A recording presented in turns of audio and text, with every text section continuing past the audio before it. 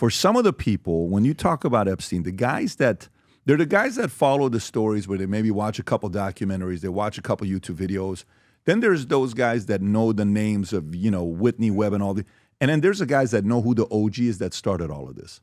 You kind of start a lot of this stuff. So if you don't mind taking a minute, share your background with the audience so they know who you are and what you've done. I got it rolling. I wrote a book called The Franklin Scandal, a story of power brokers, child abuse, and betrayal. And Epstein, it's about a child trafficking network, and Epstein in many ways is a carbon copy of the Franklin Scandal. And I started doing research on the Franklin Scandal in 2002, and then the book, I spent 7 years on it. It was published 2009, 2010.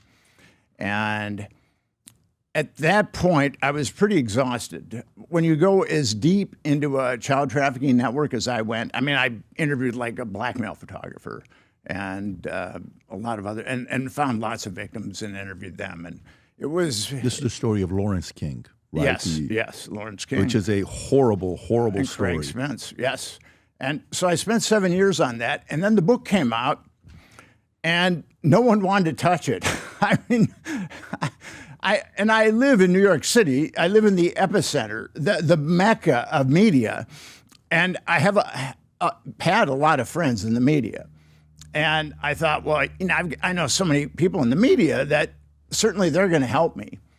And I was only helped by one person, and which kind of surprised me. Malachi McCourt. He's a fairly famous author, and Malachi and I were pretty good buddies. And he was the only one that really tried to help me. And then it just kind of withered. And I was on some podcasts with crazy people talking about the Illuminati and shape-shifting reptilians and things like that. It was very demoralizing at that point to spend that much time. Why do you think they didn't have interest? And by the way, for maybe the average person that doesn't know about the Franklin cover-up, the Community Federal Credit Union and Lawrence King, maybe share that story a little bit, because it is a very controversial story. Well, in the 1980s, Lawrence King of Omaha ran a child trafficking network with Craig Spence of Washington, D.C. And they would fly kids mostly from Omaha. They would get a lot of kids from the orphanage Boys Town.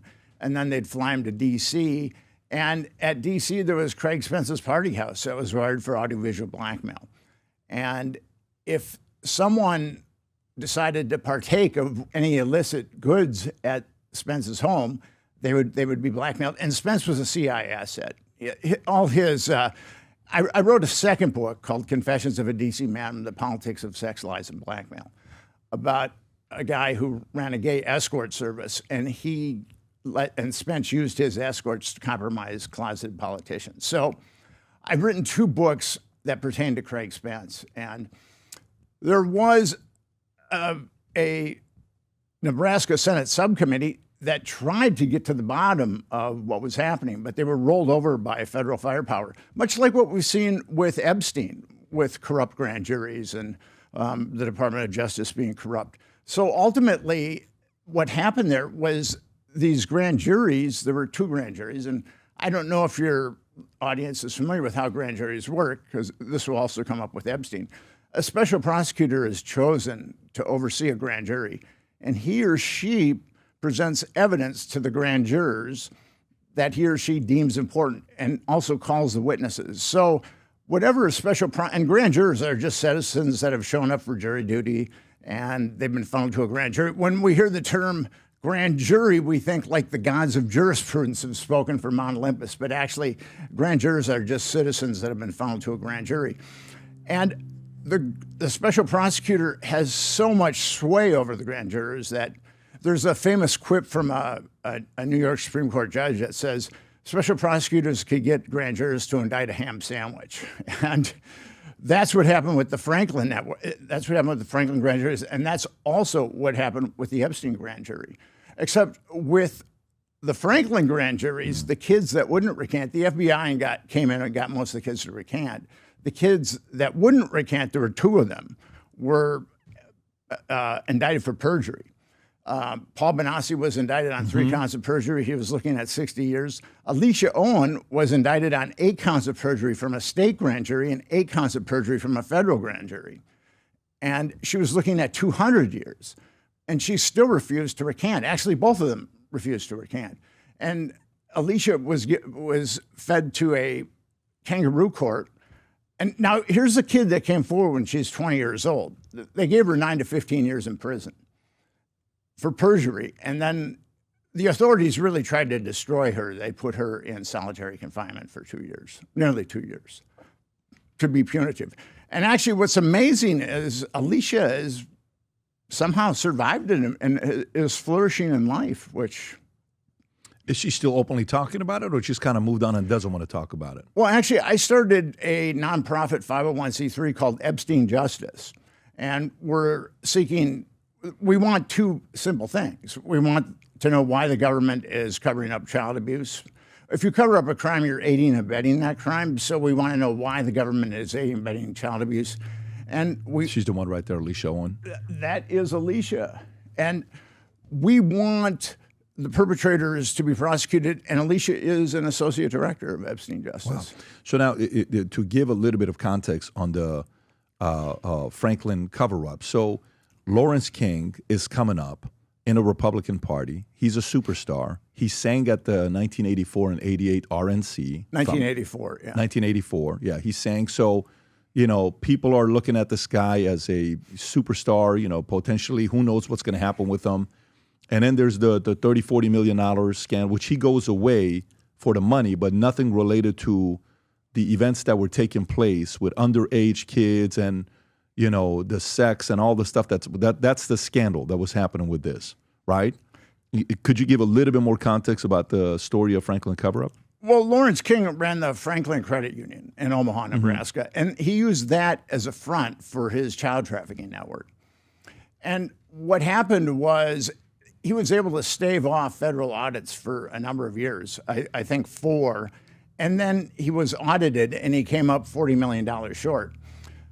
So a Nebraska subcommittee formed to look at his looting of the Franklin Credit Union because he hadn't been audited in a while. But then when they started to form, people in social services came to them and they said, King is running a nationwide pedophile network. And they'd had various reports about King running a nationwide pedophile network. So then the subcommittee started to look at those allegations too. And they had an amazing investigator. His name was Gary Caradori. And he found a number of victims. Actually, I had his records, and he had a list of 60 victims. And that was my job, was to find these victims and get them to talk when I wrote the Franklin scandal. And a lot of the victims don't really use Social Security numbers. They're marginalized. They've come from lower socioeconomic, dysfunctional backgrounds.